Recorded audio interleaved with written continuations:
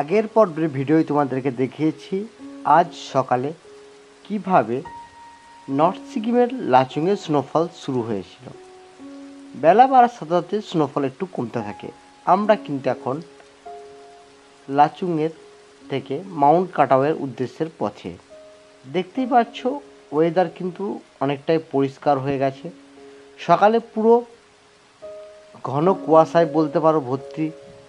কুয়াশা বলাটা ঠিক ভুল হবে, পাহাড়ে তোমরা বুঝতে পারছো মেঘগুলো পুরো অন্ধকার হয়ে গেছিলো। এখন কিন্তু আকাশটা অনেকটাই পরিষ্কার এবং স্নোফলের পরিমাণ কিন্তু কমেছে। দিনের বেলাতে কিন্তু এই সময় সকাল দিয়ে কিন্তু হেভি স্নোফল শুরু হয়েছিল।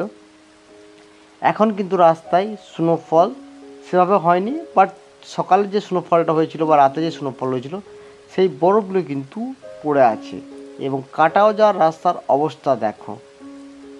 যারা নর্থ সিকিম আসবো ভাবছো তারা কিন্তু নর্থ সিকিমের ট্যুর প্ল্যান কিন্তু অবশ্যই করতে পারো। এই মুহূর্তে নর্থ সিকিমে কিন্তু স্নোফল শুরু হয়ে গেছে। এটা আজ 19শে ফেব্রুয়ারি 2025। আজকের ওয়েদার আপডেট তোমরা দেখতেই পাচ্ছ যে ওয়েদার কেমন রয়েছে। তোমরা এই ভিডিওটা দেখলে কিন্তু বুঝতে পারবে। যারা ফেসবুক পেজ থেকে দেখছো বন্ধুরা, প্লিজ সবার কাছে রিকোয়েস্ট, পেজটাকে সবাই ফলো করে ভিডিওটা একটু শেয়ার করে দিও। আর যারা ইউটিউব চ্যানেল দেখছো চ্যানেলটাকে সাবস্ক্রাইব করে পাশে থাকা বেল আইকনটাকে প্রেস করে দিও। আমি চেষ্টা করব কন্টিনিউ তোমাদেরকে সিকিমের আপডেট ভিডিও দেওয়ার। আশা করি তোমাদের এই ভিডিওগুলো খুবই ভালো লাগে এবং তোমরা নর্থ সিকিমের আর কোন কোন জায়গার ভিডিও দেখতে চাও প্লিজ একটু সবাই কমেন্ট করে জানিও। মাউন্ট কাটাও যাওয়ার রাস্তা এমনিতেই খুবই অসাধারণ, তার উপর কিন্তু আবার বাড়তি পাওনা বলতেই পারো এই স্নোফল। যারা বরফ দেখার জন্য বিশেষ করে নর্থ সিকিম আসবে তাদের জন্য কিন্তু খুবই ভালো জায়গা এই মুহূর্তে নর্থ সিকিম। হ্যাঁ, ইস্ট সিকিমেও কিন্তু স্নোফল শুরু হয়ে গেছে। ছাঙ্গু লেক বা আমাদের নাথুলা পাশে কিন্তু তোমরা স্নোফল দেখতে পাবে, বাট নর্থ সিকিমের মতন ভারী স্নোফল কিন্তু ইস্ট সিকিমেও হচ্ছে এই মুহূর্তে। তাই নর্থ এবং ইস্ট এই দুটো সিকিম তোমরা কিন্তু প্ল্যান করতেই পারো। তবে নর্থ সিকিমের ওয়েদার মানুষদেরকে আরও বেশি আকর্ষণ করে তোলে, বিশেষ করে লাচেন, লাচুং, ইয়াংথাং ভ্যালি, 0 পয়েন্ট, কাটাও, এই বিশেষ করে এতগুলো জায়গা, গুরুদম্মার লেক। তবে আস্তে আস্তে কিন্তু কী বলবো, যত দিন এগোবে বরফের পরিমাণ আশা করা যায় কিন্তু বাড়বে। কারণ অন্যান্য বছর থেকে কিন্তু এবছর স্নোফল আস্তে আস্তে অনেক দেরিতে এসেছে বলতে পারো তোমরা।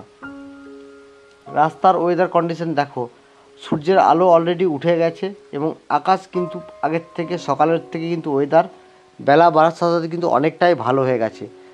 হোটেল থেকে পর্যটকরা আস্তে আস্তে গাড়ি নিয়ে তাদের গন্তব্যের দিকে এগিয়ে চলেছে। যাদের যেমন প্ল্যান ছিল, অনেকেই হয়তো গ্যাংটকে ফিরে যাবে, অনেকেই তোমার কাটাওয়ের পথে উদ্দেশ্য দিচ্ছে বিশেষ করে আরও বেশি বরফ দেখার জন্য। এবং এই বরফ দেখার পর কিন্তু মনে হবে যেন আমরা দাঁড়িয়ে পড়ে এখানে অনেকটা সময় স্পেন্ড করি।